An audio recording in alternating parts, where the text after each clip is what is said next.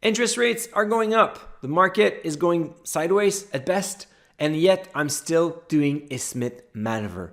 Fellow Canadians, my name is Mikey Roux and I'm the founder of Dividend Stocks Rock. I'm also the host of this YouTube channel where I help you invest with more conviction so you can enjoy your retirement. Speaking of conviction, I think I have a lot because I decided to use the Smith Manoeuvre, which is a leveraging strategy, meaning I'm going to use the equity on my house to invest that in the stock market. Kind of crazy, right?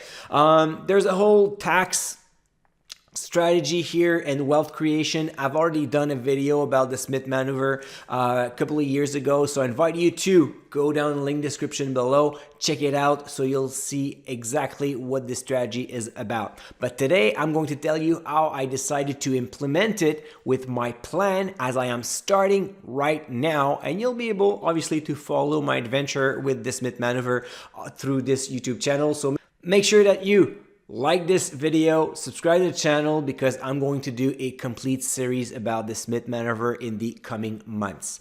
So now, back to why I decided to leverage some of my equity in my property. Well, the thing is, I expect interest rates to continue to increase through 2022. That's no surprise. Technically, I should end up paying maybe like around 4% on my home equity line of credit. And at the same time, I have the opportunity to invest for 6 to 7% for the long term with the investment using dividend growth stocks. Why am I so confident? Well, if you look at this chart over the past 30 years, both the S&P 500 and the TSX Composite has showed a total return above 9%. So aiming at 6-7% is still very reasonable. Thinking that dividend growth stocks are usually outperforming the market and doing it with less volatility, I think I have very good chances on my side. However, before I started the Smith Manoeuvre, I made sure of three things. The first one, I have a high risk tolerance. I don't mind seeing that portfolio going up and down, even though I have a debt on it as well. Second thing is I have a long time investment horizon. In an ideal world, I'd say minimum 20 years. You can do it within 10 years, but the key here is to go through at least a full economic cycle. Eventually, it will be even better if you can reach 2 or 3 economic cycles. So 20 years, it's pretty much a better time frame, especially if you intend to generate about 7% in total return. Because this year, next year, we don't know what's going to happen, but we know that for the long term, the maths will work out. And finally, the third thing is I decided to start with a budget of $500 a month. So it's not much, but the thing is, rule number 3, make sure you can pay back that loan without the investment. So on top of having a high risk tolerance, on top of having a long-term horizon, you also need to make sure that you have enough liquidity, that you may generate enough income from your salary or other investment or rental properties to pay back that loan without using the investment. Why? Just because it's important to have that liquidity and you don't put your entire financial plan at risk because you're getting too greedy with leverage. So now I decided to start with $500 a month. The idea here is I'm not too sure what's going to happen in the upcoming months or upcoming years. We have good chance of having a recession. Inflation is hurting. The market is going sideways. We don't know exactly what's going to happen with war and so on. And for those reasons, I'm thinking it's better off to invest monthly right now so you can average down if the market enters into bear territory, which would be kind of great for me if it ever happens. And one thing I decided to do on top of having that $500 being deposited into my investment account is I opened a margin account.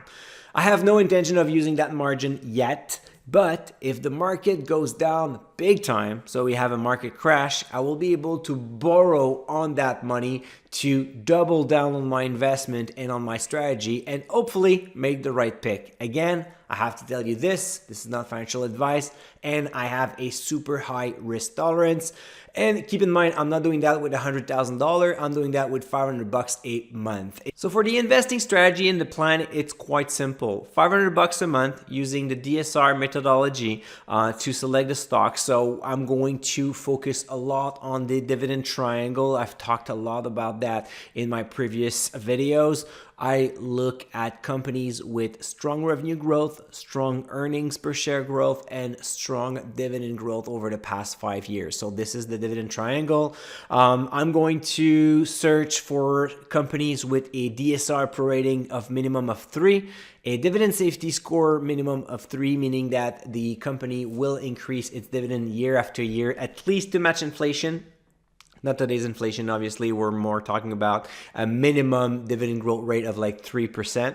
And finally, a minimum yield of 3%. Why 3? Well, the idea actually is to have a global portfolio that will average roughly 4%. Since I expect to pay 4% interest by the end of the year on my home equity line of credit, it's only normal that the dividend generated from that portfolio is able to pay for the interest. Now I'm going to let that dividend compound, and this portfolio should grow a lot faster because it's going to grow at 6-7%, while the loan should be around 3 to 4%. Now it will be 100% Canadian stocks. Why? Because I want to benefit from the Canadian tax credit, so I would not be able to do that with US companies. And I already have a very strong US exposure across all my other portfolios, so whenever I look at the overall picture, it totally makes sense.